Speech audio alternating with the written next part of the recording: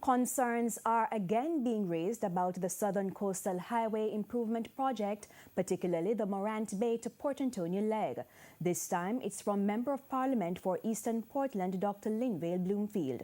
Details in this report. We were told that it would start now from Port Antonio to Drapers, that the first section would commence. Member of Parliament for Eastern Portland, Dr. Linvale Bloomfield, raising concerns about the Southern Coastal Highway Improvement Project.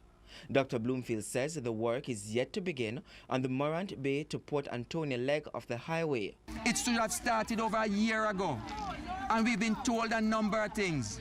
I am sure the students to get here have to pass through these roads. It is in a deplorable condition, and despite the patching, it is not going to do. We need a brand new road. We need a rehabilitation of the road from Morant Bay to Port Antonio. In September 2018, Minister without portfolio in the Ministry of Economic Growth and Job Creation, Daryl Vaz, indicated that that leg of the highway would begin soon. But for Dr. Bloomfield, a timeline is needed.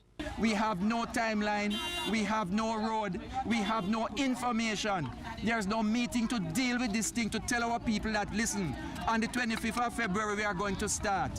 Whatever it might be, we need to know at least the respect to tell our students and to tell our communities what is the real situation.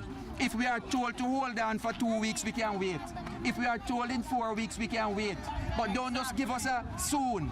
The project will entail realignment and widening of the road to 4 lanes, among other things. The project is to be financed through a loan agreement with the China Exim Bank and will be executed by China Harbor Engineering Company. Nick Dawkins, TVJ News.